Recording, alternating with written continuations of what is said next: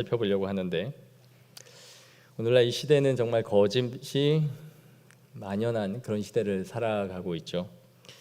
거짓말을 한 번도 하지 않은 사람은 아직 말을 배우지 못한 아기뿐이다 라는 말이 있어요.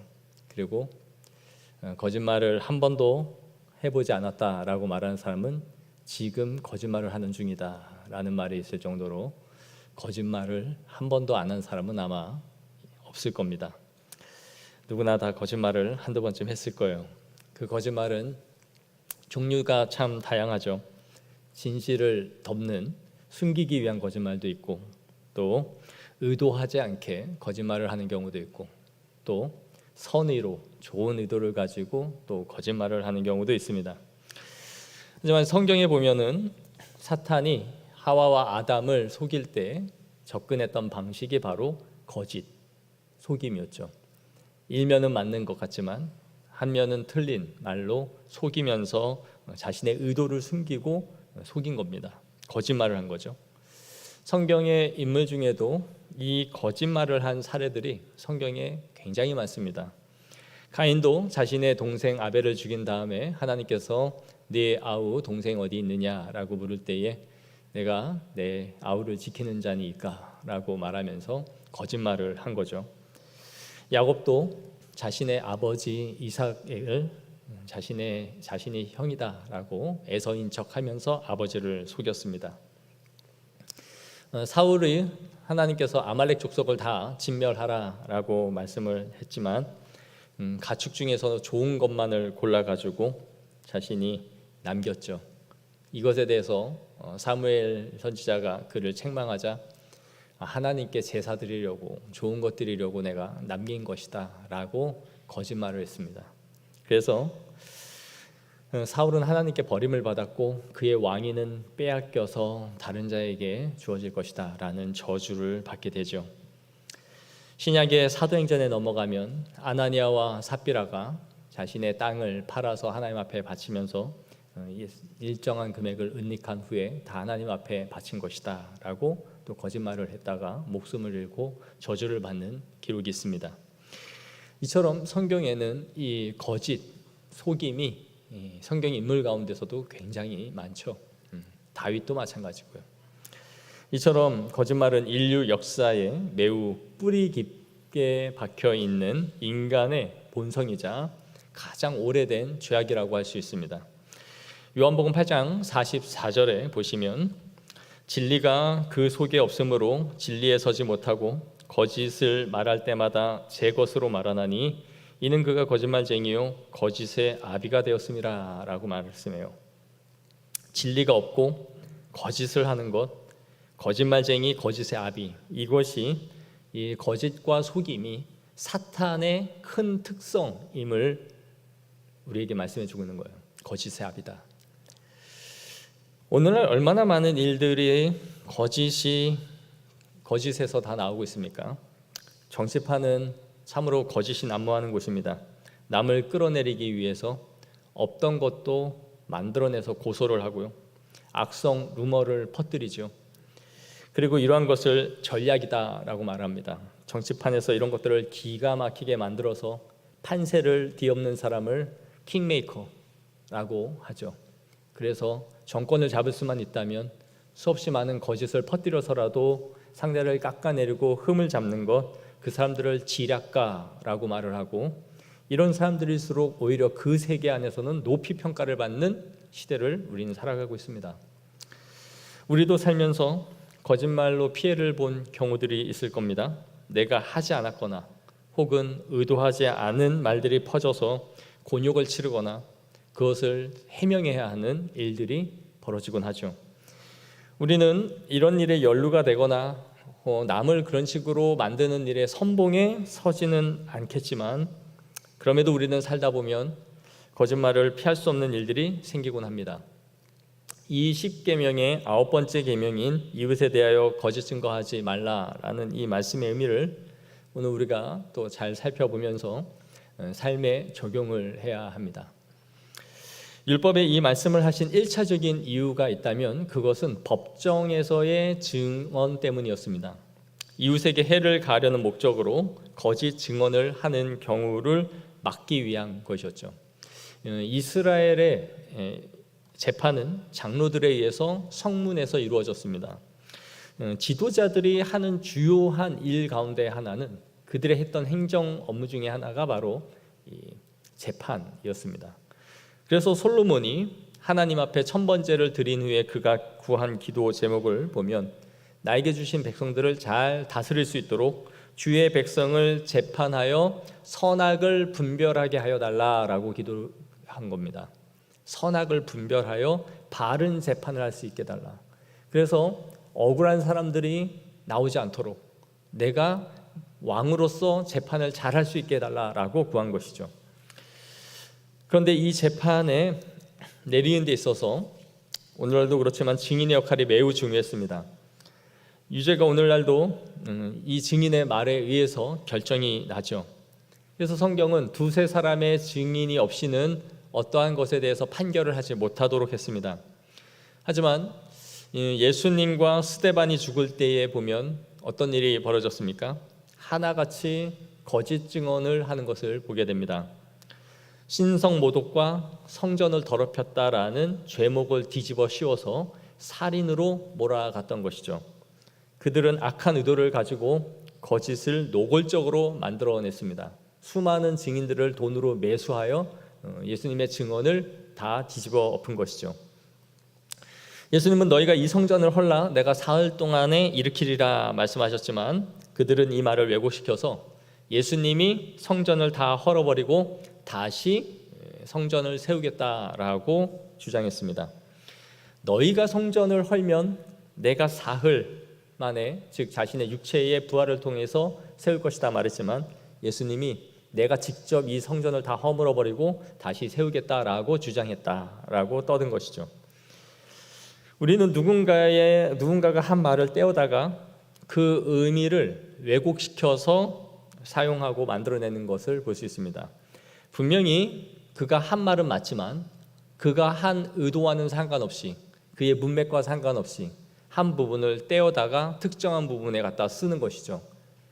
그 사람이 그 뜻을 가지고 한 것이 아니라는 것을 알면서도 그 사람을 모함하거나 흠을 잡기 위해서 그 말을 떼어다가 교묘하게 갖다 쓰는 것 거짓말입니다. 남의 이웃을 해하려는 목적으로 그의 의도를 곡해시키는 것이죠. 그래서 성경에서는 중대한 사형의 경우 증인들이 먼저 손을 들어 돌로 치라라고 말했습니다. 생각해 보십시오. 누군가를 죽이는 현장에서 먼저 돌을 들어 친다라는 것은 명확하게 확실하게 자신이 이 사람이 사형에 해당하는 죄를 지었다라고 증인할 수 없다면 할 수 없는 행위죠. 그렇기 때문에 증인으로 주장을 한다면 그 일을 먼저 시행하고 사람들이 함께 거기에 동참하라고 말한 것입니다. 네가 한 증언에 대해서 책임을 져라라는 것이죠. 생명의 값을 책임을 질 만큼 중요한 일이 있다라는 것입니다. 우리가 살아가면서 누군가를 위해서 법정에서 증인으로 서는 일은 아마 거의 없을 겁니다. 혹시 증인으로 출두해 본 적이 있나요? 없죠? 대부분. 증인으로 나가는 일은 아마 살면서 거의 없을 겁니다. 그러나 이것은 우리가 매사에 진실해야 한다라는 것을 말해줍니다. 누군가에게 남을 말을 할 때나 그 사람에게 좋지 않은 감정이 있다 하여서 그 사람을 왜곡하여 말해서는 안 된다라는 거예요. 그래서 내가 하나님 앞에서 말하고 있다라는 의식을 가져야 됩니다. 특히 공적인 자리에서 선언한 것들에 있어서 우리는 명확하게 해야 합니다. 1차적으로 사람에게 내가 말을 하는 것이 아니라 하나님 앞에서 지금 말을 하고 있다라는 인식을 가져야 되는 것입니다. 하나님 앞에서 내 양심으로 지금 말을 한다라는 인식이 그리스도인들에게는 반드시 있어야 되는 것이죠. 우리는 교회에서나 공회 앞에서 서약을 하는 경우들이 있습니다. 목사는 안수를 받을 때 웨스트민스터 신주에 따라서 선서를 합니다. 서약을 합니다. 하나님의 말씀은 정확무호하다라는 것을 믿고 고백합니까? 라는 것에 있어서 우리는 모두 아멘이라고 대답하여 안수를 받고 노회에 우리 총회의 목사가 되는 것이죠. 그러나 그렇게 안수를 받고 자신이 목회 현장에 나가서 설교를 할 때 딴소리를 해대거나 나는 이 신조에 대해서는 받아들이지 않는다거나 믿지 않는다, 이거는 오류가 있다라고 떠들어댄다면 그는 명백하게 하나님과 교회 앞에 거짓말을 한 겁니다. 안수를 받기 위한 과정으로서 거짓 선서를 한 것이지 그의 양심에 따라 한 것이 아니죠. 이런 목회자들이 나왔고 그래서 수많은 자유주의, 잘못된 목회자들이 나온 겁니다. 또한 공적인 회의나 교회에서 선언을 하는 경우들이 있죠. 그건 역시 하나님 앞에서 하는 것입니다. 증인이 미국 법정에서 성경에 손을 얹고 선언을 하듯이 우리는 하나님 앞에서 공적인 회의나 교회에서 선언을 하는 것입니다. 자신의 신앙의 양심에 따라 말을 하고 총회와 노회와 교회 앞에 진실을 말하는 것입니다. 교회와 총회에 나오는 신문들을 한번 보십시오. 얼마나 많은 진실 공방이 거기서 펼쳐지고 있습니까? 한쪽이 거짓말을 하지 않는다면 왜 두 사람의 의견이 갈라질까요? 한쪽이 거짓말을 하고 있거나 양쪽 다 거짓말을 하고 있는 것이겠죠. 어떻게 하나의 똑같은 사건에 있어서 다른 진술이 나올 수 있겠습니까? 그러나 교회 안에 일어나는 수많은 노예의 문제가 일어나는 교회들을 보면 전부 다 시비를 가리는 있는 일들이 벌어지죠. 명백하게 10계명의 9번째 계명을 범하고 있는 것입니다. 누군가는 거짓말을 하기 때문에 교회의 이러한 시비가 끊어지지 않고 계속 진실 공방을 하면서 법정에서 노예와 총회를 넘어 세상 법정까지 가는 일이 벌어지는 것이죠. 자신의 의도를 감추어서 사람을 속일 수는 있습니다. 하지만 우리의 속마음을, 우리의 양심을 아시는 하나님의 법정 앞에서는 결코 속일 수 없는 것이죠. 세상 법정에서 그런 식으로 이길 수는 있을런지 모르지만 하나님의 법정 앞에서는 우리의 마음을 하나님은 이미 보고 판결을 내리신다라는 것을 기억해야 됩니다. 잠언 19장 5절 말씀 한번 다 같이 보겠습니다. 시작. 거짓 증인은 벌을 면하지 못할 것이요 거짓말을 하는 자도 피하지 못하리라. 또한 거짓 증인은 벌을 면하지 못할 것이요 거짓말을 뱉는 자는 망할 것이니라. 망령된 증인은 정의를 업신여기고 악인의 입은 죄악을 삼키느니라. 전부 다 솔로몬이 잠언에서 이 거짓 증인에 대해서 한 말들입니다. 솔로몬이 재판을 하면서 수많은 재판을 진행하면서 거짓으로 증인을 서고 거짓말을 하는 자들을 얼마나 많이 봤겠습니까? 솔로몬은 하나님이 거짓을 말하는 것에 대해서 얼마나 싫어하는지를 우리에게 말씀해주고 있습니다. 그 모든 것이 망령된 것이며 악인의 입이라고 성경이 말하고 있는 것이죠. 이렇게 우리는 대놓고 진실을 왜곡하거나 누군가를 쓰러뜨리기 위한 목적으로 하는 이 거짓을 삼가해야 되는 것이죠. 그건 명백한 죄입니다. 하지만 우리가 이제 살아가다 보면 거짓말을 하게 되는 경우들이 있는데 그 중에 하나가 유머로서 하는 말들입니다. 그 목적은 서로 웃고 유쾌함을 주려고 하는 농담이죠. 이러한 유머로 하는 농담은 죄가 될까요? 이런 거짓은 거짓말을 하는 사람이나 듣는 사람이나 양쪽 다 거짓이라는 것을 아는 경우죠. 그래서 말을 하면서 윙크로 사인을 주면서 이건 조크다라는 표를 내기도 합니다.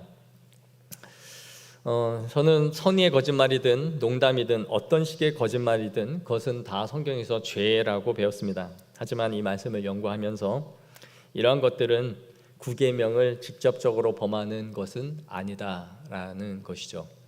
상대도 알고 나도 아는 그 조크, 우리 장로님 제가 참 잘생겼지요 라는 이건 사실이고 조크입니다. 이건 사실이고 조크죠. 그러니 조크가 될 수도 있고 팩트일 수도 있는 겁니다.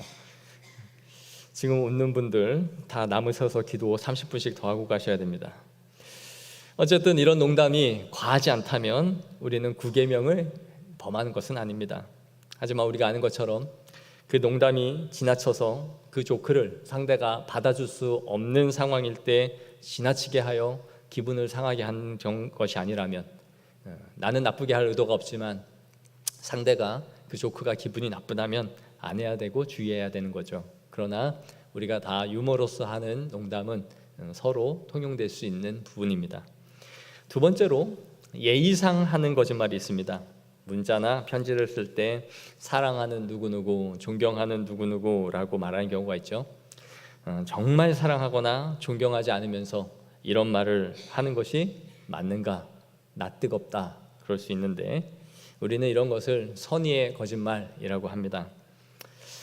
성경에서 선의의 거짓말을 허용하는 구절이 없고 이것 또한 엄밀히 말해서 다 거짓말이다라고 배웠습니다. 하지만 이런 경우도 구계명을 직접 범하는 것은 아니다라고 할 수 있습니다. 우리는 누군가를 보면서 칭찬을 하거나 우리 머리나 옷 스타일이 매우 그런 걸 보면서 우리가 칭찬을 하는 경우들이 있습니다. 사실 보면 참 촌스럽고 안 어울리는 옷이나 머리 스타일을 하고 있는데, 집사님 색깔 참 구리네요, 우리 어머니가 입으면 참 잘 어울릴 것 같아요 라고 말을 한다면 이제 그 사람 안 보겠다는 뜻이죠.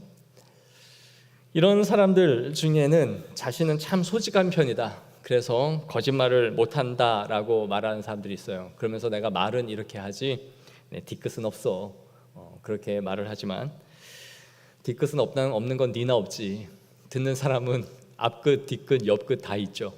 그러면서 자기는 참 솔직한 사람이라 없는 말 잘 못한다 그러면서 솔직하게 남에게 못생겼다고 머리 안 어울린다고 그렇게 대놓고 말을 합니다. 그러나 이런 것은 예의가 없는 겁니다. 식사 초대받아서 음식을 먹으면 당연히 맛있다고 해야죠. 당연히. 고기를 대접했는데 이 고기 좀 질기네요, 된장은 좀 짜서 오늘 제가 집에 가면 물을 좀 많이 먹을 것 같습니다 라고 말을 한다면 다시는 청함받지 못할 것이고, 교회의 성도라면 시험에 바로 들겠죠. 우리는 이 예의를 갖춘다는 것이 내 마음에 든 생각을 다 말하는 것이 아닙니다. 이 계명을 지킨다는 의미가 내 마음에 있는 걸 솔직하게 말하는 것이 거짓을 말하는 것이 아니다, 이 계명을 지키는 것이다라고 생각해서는 안 됩니다. 예를 갖춘다라는 것은 어떻게 보면 포장을 잘 한다는 것이고 그 격에 맞게 말을 한다라는 의미입니다. 목사님, 이거 그러면 아첨 아닙니까? 아첨? 입에 그 발린말로 옥 굴러가는 소리로 사람 비위 맞추는 거 아닙니까? 그럴 수 있는데요, 아첨은 내가 이 사람을 칭찬하거나 높임으로써 그 사람에게 무언가를 받으려는, 무언가 득을 좀 보려는 의도가 있다면 그건 아첨입니다. 그러나 그 사람을 정말 높여주고 세워주려는 의도를 갖고 있다면 그것은 예의입니다. 그러니까 여러분들은 저를 보면 그냥 잘생겼다 하면 됩니다. 다른 생각하지 말고 맨날 저런 말만 하냐 하지 말고 그냥 서로 다 칭찬해주면 좋은 겁니다. 선진국일수록 이 예의의 거짓말을 하는 문화가 잘 발달되어 있다라고 해요. 우회하여 말하는 것이죠. 그래서 학술 세미나를 가거나 국회에서나 토론을 할 때 상대방을 비평하더라도 어느 정도 이상을 넘지 않는 격을 갖추는 것입니다. 그런데 오늘날 이 시대를 보면 이런 것들이 정말 많이 허물어지고 노골적이고 직설적으로 쏘아붙이면 사이다다, 속이 시원하다, 이런 생각들을 하죠. 그래서 그 수위가 점점 높아져 가고 그런 사람들이 더 각광을 받는 것 같아요. 입에 담지 못할 말들을 직설적으로 쏟아붓고 그렇게 유튜버로 활동을 하면 사람들이 더 많이 몰려드는 것이죠. 좋은 사회 현상은 아닌 것 같습니다. 제가 설교 준비를 하면서 이 총신대 기독교 윤리학을 가르친 교수님 책을 참고하면서 보았는데, 이 교수님이 제가 석사 논문을 쓸 때 저를 지도해 주셨던 교수님이셨습니다. 그런데 제가 논문을 여러 차례 수정을 하면서 이분이 저한테 그러셨어요. 허 목사는 논문을 쓰기 전에 국어를 배워야 될 것 같아. 말의 문장의 앞뒤가 안 맞아. 목사는 글로 먹고 살아야 될 사람인데 이렇게 글을 써서 되겠느냐라는 것이었어요. 물론 논문 쓰는 학생들이 다 듣는 소리입니다. 그러나 제가 이 책을 보면서 상대방의 마음을 직접 공격하는 표현은 피하고 우회적인 표현을 쓰라라는 이 내용을 보면서 교수님도 현실은 그렇지 않구나. 제자에게 직격탄을 날린 기억이 나더라고요. 그럼에도 우리 교수님은 한자 한자 잘 논문 지도를 해주셔서 마쳤습니다만 어쨌든 이러한 우회적으로 표현하는 것들이 예의상 거짓이라 할지라도 필요한 것이죠.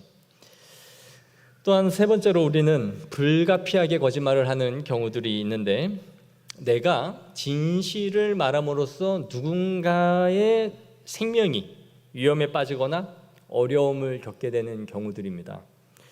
이런 경우는 불가피하지만 거짓말을 할 수밖에 없는 경우죠.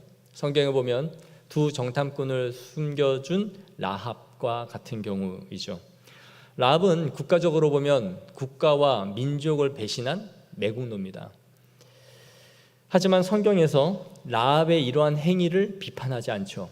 오히려 라합의 이러한 행위로 인하여 그 행위가 믿음의 행위였고 온 집안 그리고 자신의 가족을 구원했을 뿐만 아니라 라합은 메시아의 계보에 들어가는 여인이 되었습니다.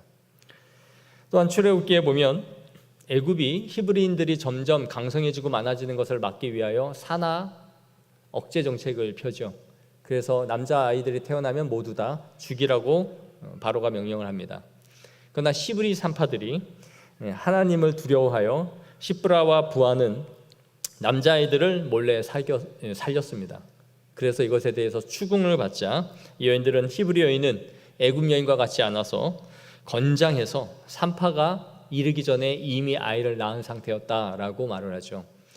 그러나 하나님께서 이런 것에 대해서 이 거짓말을 책망하신 것이 아니라 성경에 하나님이 그 산파들에게 은혜를 베푸셨다라고 말하고 있어요.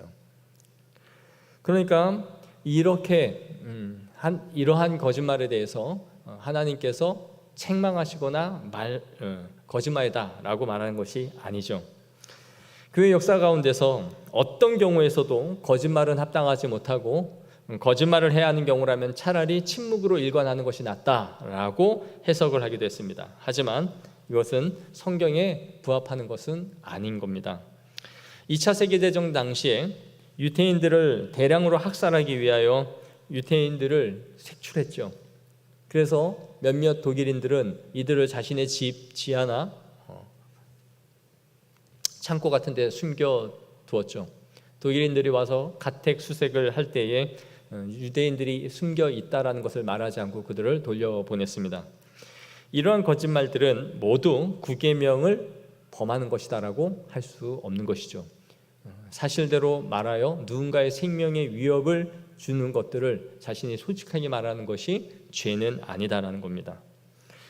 우리도 여러 상황 속에서 이런 일들이 생기지 않습니까? 믿지 않는 부모님, 남편, 아내가 교회를 가는 것을 철저하게 반대를 한다면 어디 갔다 왔느냐 할 때에 교회 갔다 왔어요 라고 말을 해서 불화와 싸움이 되는 것보다 그냥 나갔다 왔다, 볼일 보러 왔다라고 하여 그 상황을 모면하는 것이죠. 남편이 하나님 앞에 드리는 헌금 싫어하고 11조 드리는 걸 싫어하는데 돈 어디다 썼냐? 교회에 11조 냈습니다. 그래가지고 집안에 큰 불화가 일어나는 것보다 적당한 말로 불러서 말을 하는 것, 그것이 어떻게 보면 지혜로운 것이죠. 그러니까 어떠한 불화나 누군가의 생명이나 위험을 초래할 만한 것들에 있어서 우리가 그것을 다 말하는 것이 이 계명을 지키는 것은 아닌 겁니다. 이렇게 9계명은 거짓말을 하지 말라는 말씀이지만 우리가 단순하게 거짓말은 다 나쁘다라고 말하기에는 어려운 부분들이 있습니다. 우리의 직업상 철저하게 비밀을 지키면서 수행해야 되는 일들이 있죠.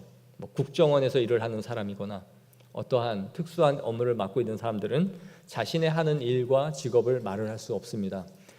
그런 것들에 대해서 누군가의 개인의 정보를 또 다루는 사람들이 물을 때에 그것을 솔직하게 말하는 것, 그것은 굉장한 직무유기이자 해서는 안 되는 일인 것이죠.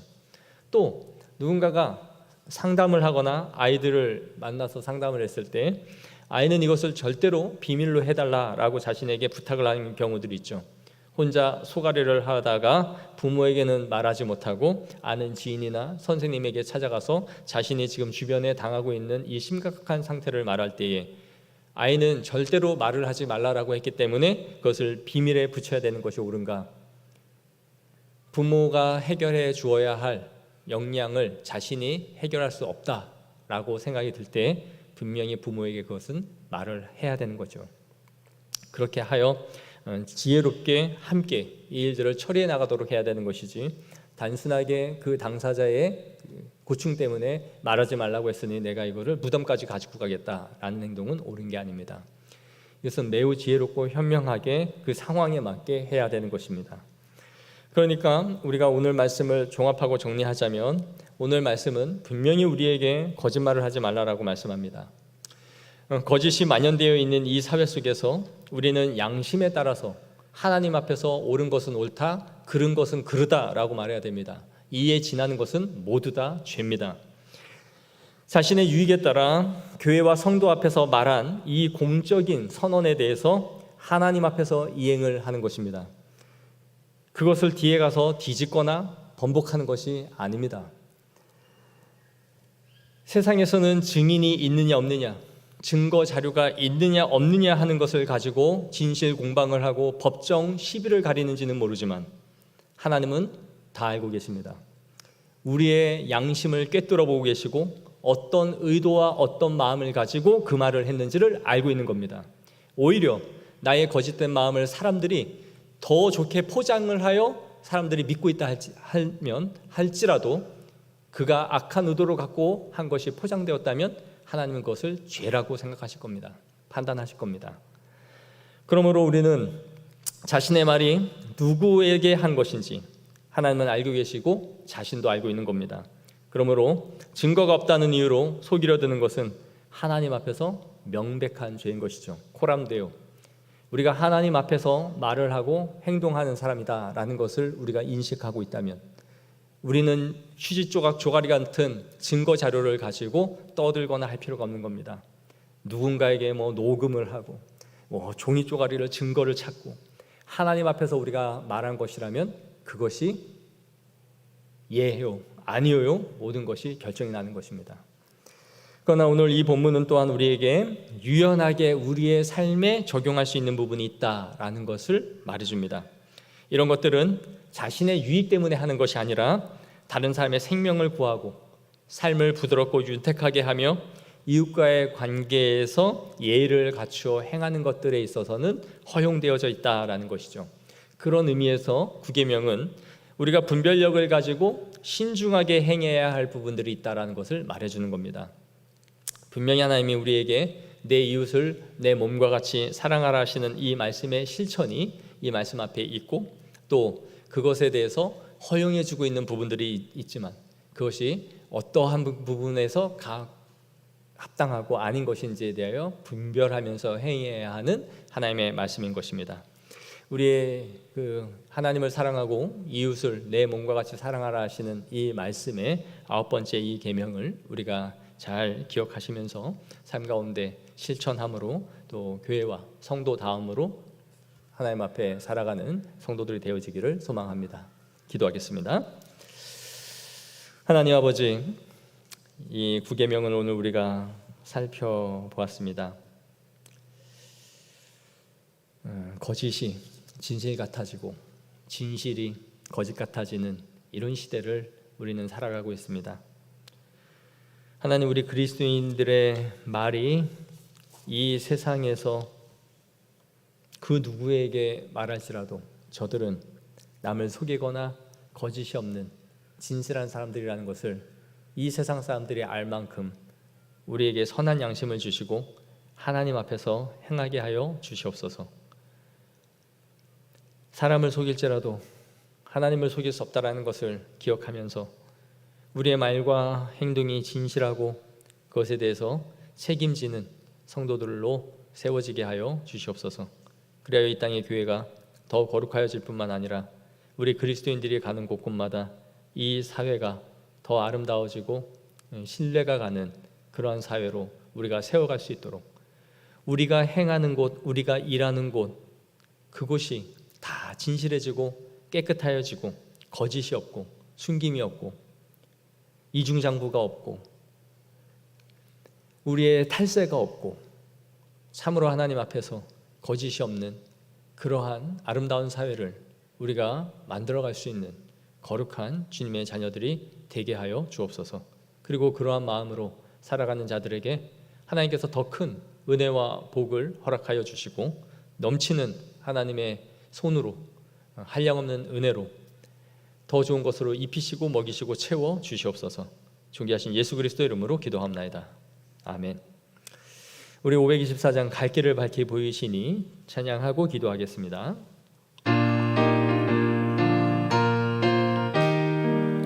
박수 치면서 기도하겠습니다.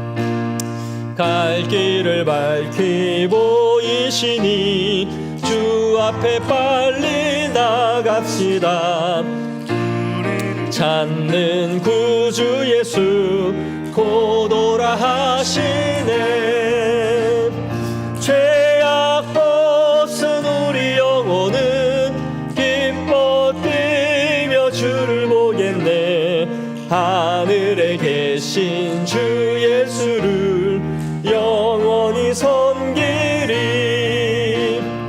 우리를 오라 하시는 말 기쁘게 듣고 순종하세. 구주를 믿지 말고 속속히 나가세. 죄악 벗은 우리 영혼은 기뻐 뛰며 주를 보겠네.